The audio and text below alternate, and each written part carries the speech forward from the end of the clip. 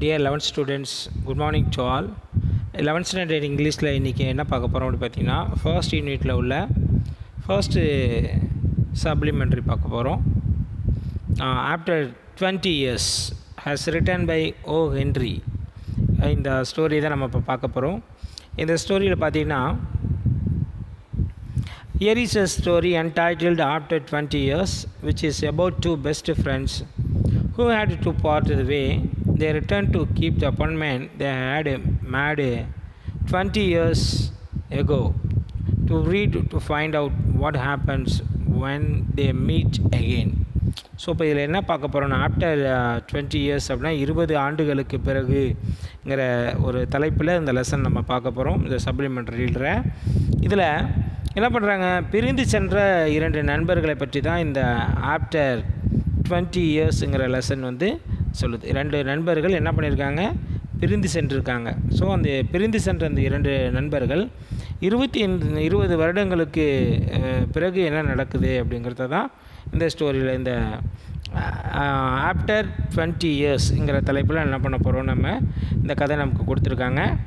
இதில் 20 வருடங்களுக்கு முன்னால் அவருடைய நட்பு தொடர்வதற்கு ஒரு சந்தர்ப்பமான ஒரு திட்டத்தை ஒரு தட் இஸ் என்ன சொல்கிறாங்க, ஒரு அக்ரிமெண்ட் சொல்கிறோம், அப்பாயின்மெண்ட் சொல்கிறோம் இல்லையா, இந்த அப்பாயின்மெண்ட்டை உருவாக்கி மீண்டும் அவங்க ஆஃப்டர் 20 yearsக்கு பிறகு எங்கே சந்திக்கணுமோ அந்த இடத்துக்கு சந்திக்கணும் அப்படிங்கிற மாரி என்ன பண்ணிக்கிறாங்க, அவங்க ஒரு அப்பாயின்மெண்ட் போட்டுக்கிறாங்க. ஸோ இந்த ஆஃப்டர் 20 yearsக்கு பிறகு ஸோ என்ன நடக்குது, மீண்டும் சந்திக்கும் பொழுது என்ன நடக்கிறது என்பது தான் இந்த லெசன் நம்ம என்ன பண்ணிக்க போகிறோம், படித்து தெரிஞ்சுக்க போகிறோம்.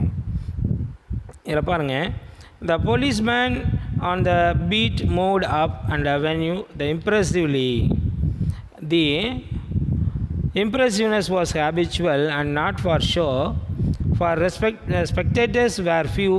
The time was barely 10 o'clock at night, but chilly the gusts of wind with a taste of rain them had when nigh de-peopled the street. அப்படின்னு அதாவது மிகப்பெரிய ஒரு அகலமான ஒரு தெருவு, அதில் ஒரு காவலர் என்ன பண்ணுறாருன்னா மிக சுறுசுறுப்பாக என்ன பண்ணிக்கிட்டு இருக்காரு, அப்படியே உலா வந்துட்டு. அப்போ நைட்டில் வந்து பார்த்திங்கன்னா அந்த ஊர் காவலர்னு சொல்லி ஒரு மாரி போட்டிருப்பாங்க இல்லையா, இரவில் நம்ம தூங்கின பிறகு அவங்க வந்து அந்த ஸ்ட்ரீட்டில் யாராவது திருடர்கள் வராமல் யாராவது இருக்கிறாங்களா அப்படின்னு செக் பண்ணுவாங்க இல்லையா, அதே போல் இங்கே ஒரு அகலமான ஒரு தெருவில் ரொம்ப ஃபாஸ்ட்டாக இம்ப்ரெசிவாக ஒரு தெருவில் என்ன பண்ணுறாங்க, ஒரு போலீஸ்மேன் என்ன பண்ணுறாரு, உலாவி கொண்டு இருக்கிறாரு. அந்த சுறுசுறுப்பானது அவருக்கு எப்படின்னா வழக்கமான ஒன்று தான். சில பேர் என்ன பண்ணுவாங்க, ஒருத்தவங்க பார்த்தா ஒரு விதமாக நடப்பாங்க இல்லையா, அது போலலாம் இவர் நடக்கிறது கிடையாது. ஸோ இவருக்கான ஒரு அவென்யூ இது இம்ப்ரெசிவ்லாக என்ன ஹேபிச்சுவல் நாட் ஃபார் ஷோ அப்படிங்கிறாங்க. அந்த தெருவில் அவர் எப்படின்னா பண்ண எப்போதுமே அப்படி தான் நடப்பார். ஸோ அப்போ அந்த டைமில் பார்த்திங்கன்னா என்ன சொல்கிறாங்க, ஸ்பெக்டேட்டர்ஸ் வேர் ஃபியூ. அங்கே பார்வையாளர்கள் நிறைய பேர் கடத்தலுக்கு வந்து போவாங்க இல்லையா, தெருவில் இருப்பாங்க இல்லையா, அதெல்லாம் அது போல் யாருமே அங்கே அதிகமாக இல்லை. அப்போ டைம் என்னென்னு பார்த்தீங்கன்னா கரெக்டாக 10 மணி என்ன பண்ணுது, நெருங்கி கொண்டு இருக்குது. அப்போ மழை வாசனை கூடிய வீசிய குளிர்ச்சியான ஒரு காற்று அங்கே என்ன பண்ணுது, இப்போ அடிக்குது. ஏறக்குறைய மக்கள் கூடி இருக்கக்கூடிய தெருக்களாகவே அது என்ன பண்ணுது இருந்தது அப்படின்னு சொல்கிறாங்க. இப்போ இந்த பாருங்கள், ஒரு போலீஸ்மேன் வந்து ஒரு பெரிய தெருவில் ஒரு இம்ப்ரெசிவாக என்ன பண்ணுறாரு, நடந்து வராரு. ஸோ அந்த மூடு, அந்த பீட் இருக்கு இல்லையா, அது ஹேபிச்சுவல், அவருக்கான ஒரு நடை தான், நாட் ஃபார் ஷோ, மற்றவர்களுக்காக அவர் அது போல் நடக்கிறது இல்லை. ஸோ எந்த டைமில் நடந்து வராரு, 10 o'clock நடந்து வர்றார். என்ன செய்கிறார், நடந்து வந்துட்டு இருக்கும்போது பார்த்தீங்கன்னா trying doors ask he went. So whirling his club with many intricate and artful movements, turning now and then to cast his watchful eye down the Pacific through where the officer with his stalwart form சொல்கிறோம். Okay, இப்போ இது நல்லா பாருங்கள்.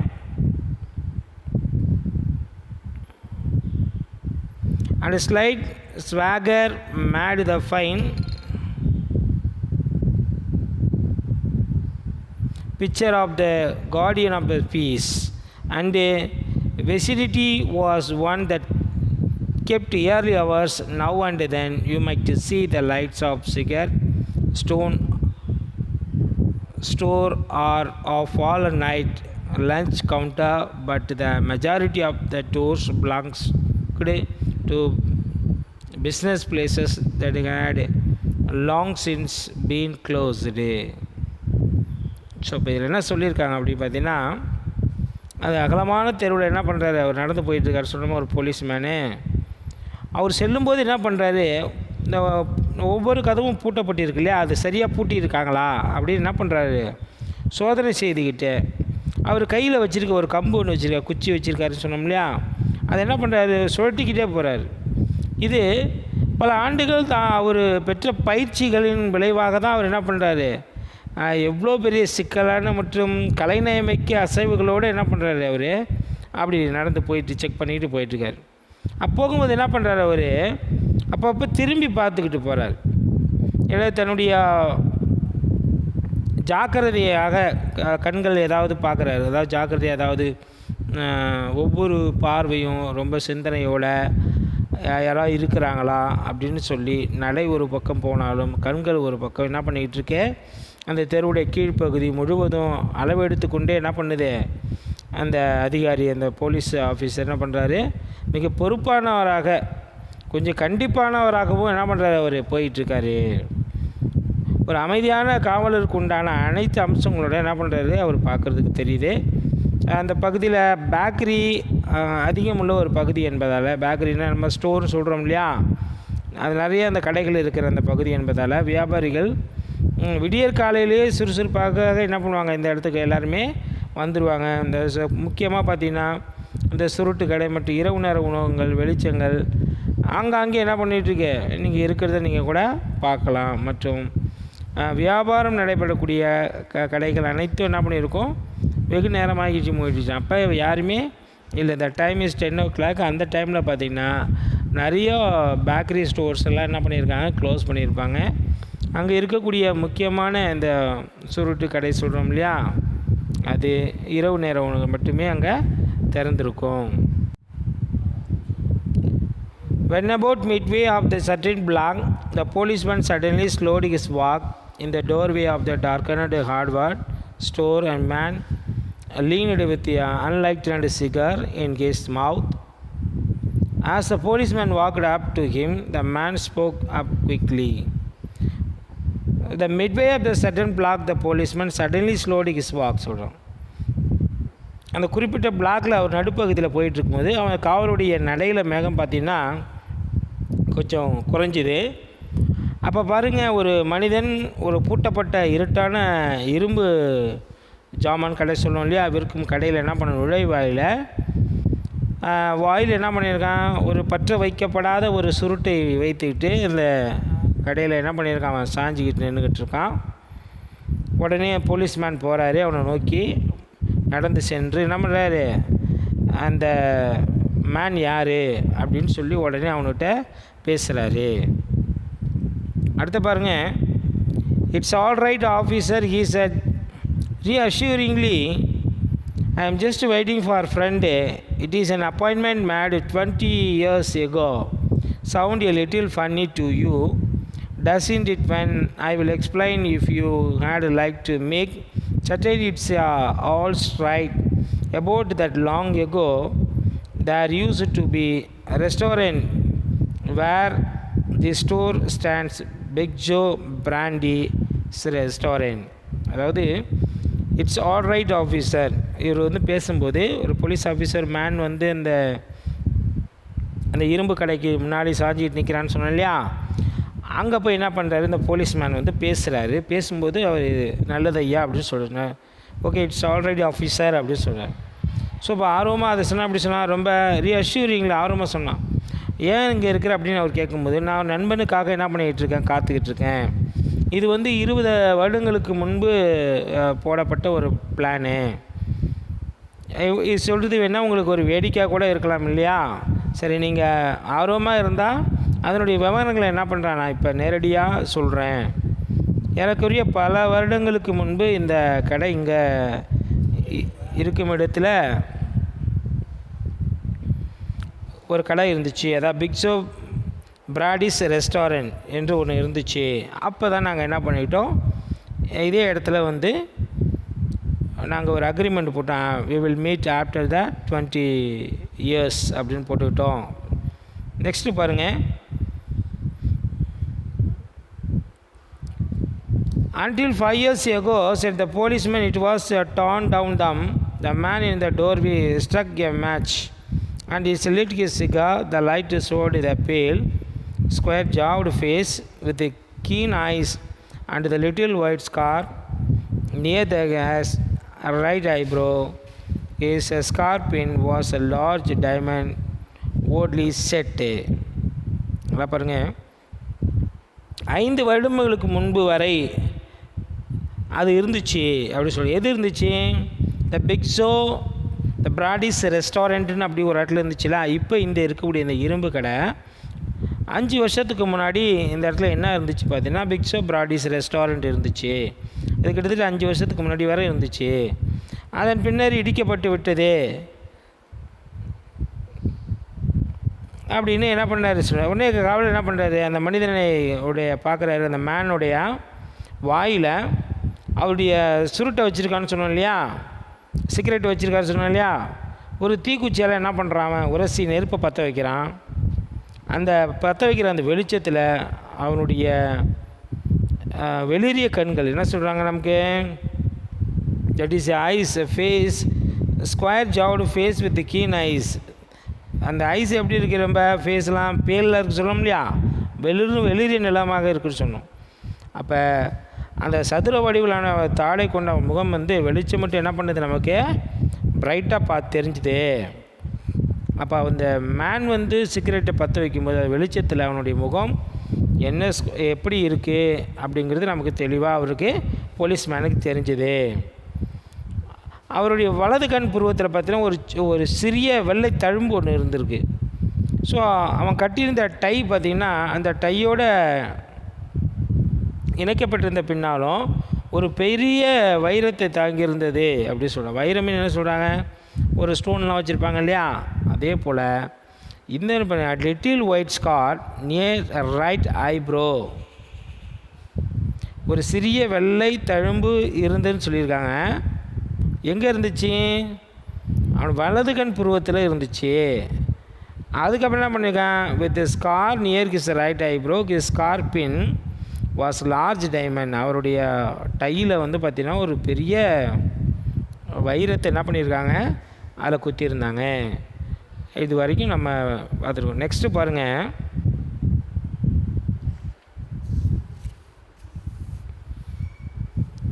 "20 years ago tonight," said the man, "I dined here at the Bigs of Brandy's with Jimmy Wells, my best come and finest chap in the world. He and I were raised here in the New York, just like two brothers. Together I was start for the West to make my fortune. You wouldn't have tracked Jimmy out of New York."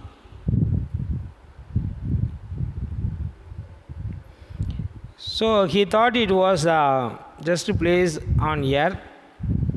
Well, we agree that night we would meet here again exactly 20 years from the date and time, no matter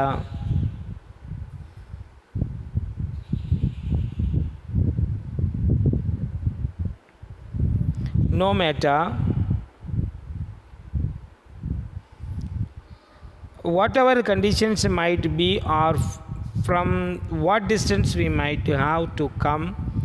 We figured in that 20 years each of us ought to have our destiny work out and our fortunes made, whatever they were going to be.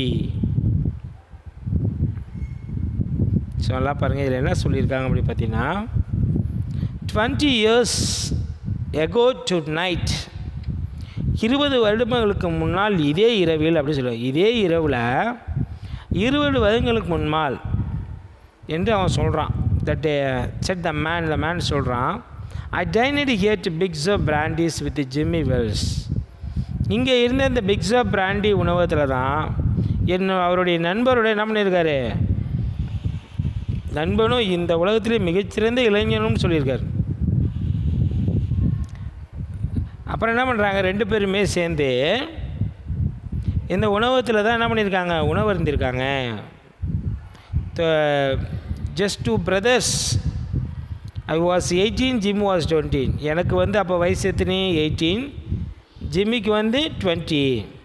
Next morning I was start for the west. நான் வந்து வெஸ்ட்டுக்கு போயிட்டேன், make my fortune, என்னுடைய வேலைக்காக. You didn't have tracked me out of New York. அப்போ Jimmy வந்து நீ வந்து நியூயார்க்லேருந்து கூப்பிட்டு போய் பிரிக்க முடியாதா?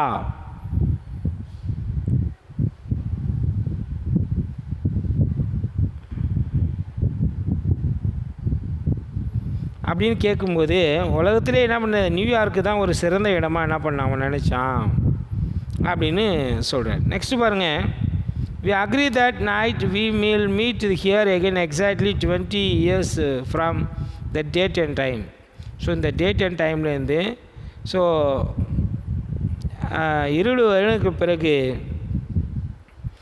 வாட் டிஸ்டன்ஸ், எவ்வளோ தூரத்தில் நாம் இந்த must we have to come, கண்டிப்பாக வந்து we figured that 20 years each of us ought to have destiny work out our fortune mad whatever we are going to be. நம்ம என்ன நிலையில் இருந்தாலும், என்ன வேலை செய்தாலும், எவ்வளோ தூரத்தில் இருந்தாலும், ஸோ 20 வருடங்களுக்கு பிறகு இங்கே வந்து சேர வேண்டும் என்று 2 பேரும் என்ன பண்ணாங்க, அந்த Joe Brandy, big Joe Brandy இருக்குல்ல, அந்த ஹோட்டலில் தான் முடிவெடுத்தாங்க. ஸோ அவங்களுடைய என்ன சொல்கிறாங்க, முக்கியமாக கண்டிப்பாக தலைவிதி என்பது இருவருக்கு எப்படி இருக்குன்னு யாருக்குமே தெரியாது, எல்லாம் சரியாகிவிடும்.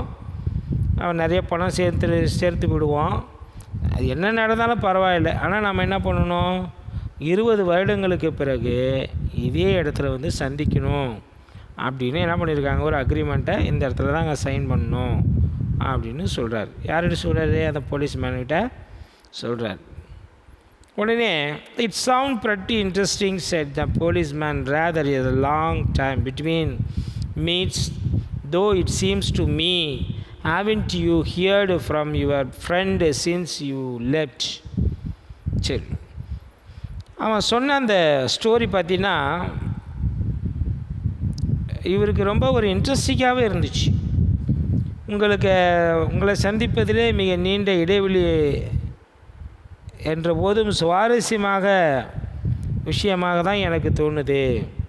rather a long between meets though it seems to me, அப்படி சொல்கிறேன். Okay, that is very interesting. haven't you heard from your friend since you left? நீங்கள் பிரிந்து சென்றது உங்கள் நண்பரை பற்றி ஏதேனும் கேள்விப்பட்டிருக்கலாம் அப்படின்னு போலீஸ்மேன் வந்து யாரை கேட்குறான், அந்த மேன் சாஞ்சிக்கிட்டு இருந்தாங்க இல்லையா, அவனை கேட்குறான். அப்போ இந்த வெஸ்ட்டுக்கு போனது யார் அப்படின்னு நம்ம பார்த்தோம். இங்கே பாருங்கள், I was start for the west to make my fortune. You couldn't have the track Jimmy out of New York. அப்போ ஜிம்மி இங்கே இருக்கிறான், ஓகேங்களா.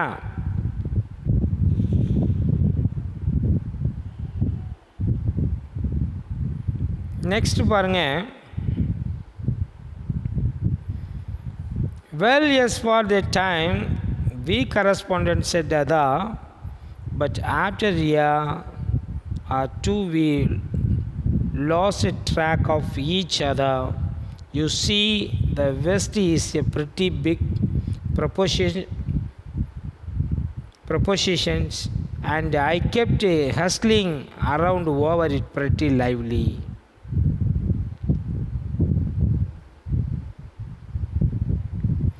But I know Jimmy will meet me here if he is alive, for he always was the strangest old chap in the world.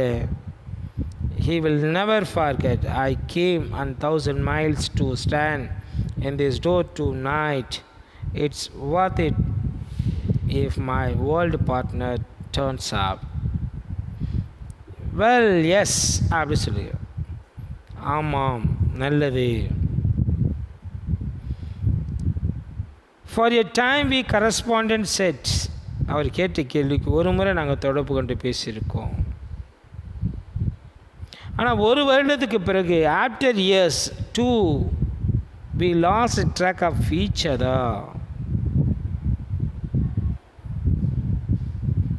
ஒரு வருஷத்துக்கு பிறகு அவங்க 2 பேருக்கு இடையே என்ன பண்ணிடுச்சு, நிறையா இடைவெளி உருவாயிடுச்சு. ஒருவரை சந்திக்க முடியல, பேசிக்க முடியல.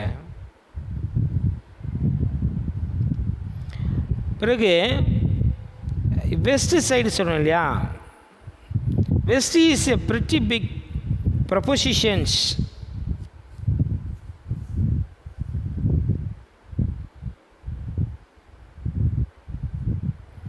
அப்போ இந்த மேற்கு என்பது அவனுக்கு ஒரு அழகாக பெரிய செல்வம் கொழிக்கக்கூடிய ஒரு பகுதியாக தெரிஞ்சிருக்கு. நான் அதனுடைய அழகும் கவர்ச்சியில் மூழ்கி சுற்றி தெரிந்து வந்திருக்கேன். ஸோ இவர் வந்து வெஸ்ட்டுக்கு போயிட்டார்.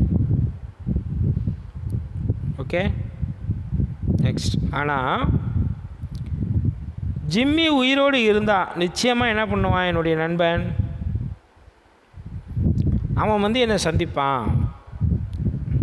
ஏன்னா இந்த உலகத்திலே நான் உறுதியாக நினைக்கிறவன் யாருன்னு பார்த்தீங்கன்னா என்னுடைய உண்மையான நண்பன் அவர் தான், பழைய நண்பன். அவன் என்னை ஒருபோதும் மறக்க மாட்டான். ஏன்னா அவனுக்காக நான் 1000 miles to stand in this door to night. இந்த நள்ளிரவில் அவனுக்காக 1000 miles கடந்து வந்து நிற்கிறேன். அதனால் நான் வந்து இங்கே நிற்கிறதுனால நான் எடுத்த அனைத்து முயற்சிகளுக்கும் கண்டிப்பாக ஒரு பலன் இருக்கும் அப்படின்னு என்ன பண்ணுறாரு, சொல்கிறாரு. இதில்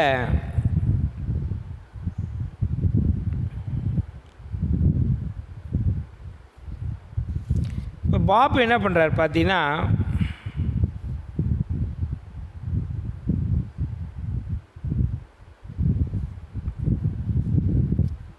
waiting a man pulled out the handsome witch. A lid of it set with a small diamond. நல்லா பார்க்கணும். A waiting man pulled out a handsome watch.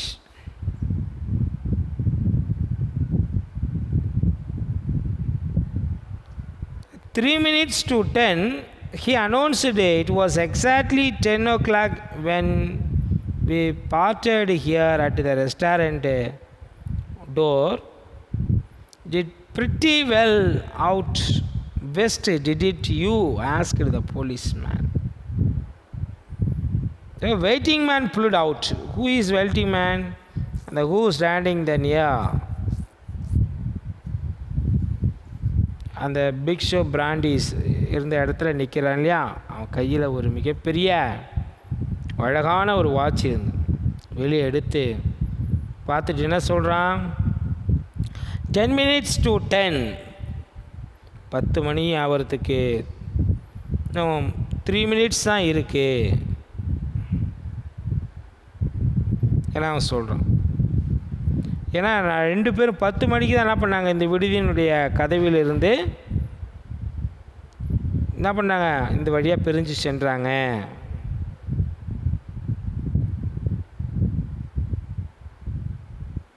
உடனே அந்த போலீஸ்மேன் கேட்குறான், did pretty well out the west. அப்போ மேற்கே வந்து மிக செழிப்பாக இருந்தீர்கள் இல்லையா, செழிப்பு மீன்ஸ் செல்வ செழிப்போட நினச்ச மாரி வாழ்க்கையை வாழ்ந்துக்கிட்டு மகிழ்ச்சியாக இருந்தார் இல்லையா அப்படின்னு யார் கேட்குறான், போலீஸ்மேன் கேட்குறாரு. உடனே you bet I hope Jimmy has done all as well. He was a kind folder of through. You bet அப்படின்னா நீங்கள் பந்தயம் கட்டலாம். நான் நினைக்கிறேன் ஜிம்மி பாதி அளவுக்காவது சம்பாதிச்சிருப்பான். நல்லவனாக இருந்தாலும் ஒரு வகையில் அவன் ஒரு ஃப்ளாடர் மீன்ஸ் ஒரு வகையான சோம்பேறி அப்படின்னு சொல்கிறோம். அப்போ பாப் என்னவாக இருக்கார், அப்படின்னு பாப்பு தான் என்ன பண்ணியிருக்காரு, இந்த பிக்ஸோ பிராடியை விட்டு சந்திப்பின் போது வெளியில் சென்றவர். ஸோ அதனால் இந்த ஸ்டோரியை நீங்கள் ஒன்ஸ் நீங்கள் என்ன பண்ணணும், நல்லா ரீட் பண்ணி பார்த்தா தான் உங்களுக்கு அண்டர்ஸ்டாண்டிங் ஆகும். ஸோ அதனால் இதோட இந்த கிளாஸை முடிச்சுக்கலாம். We will continue the following paragraph in the next class.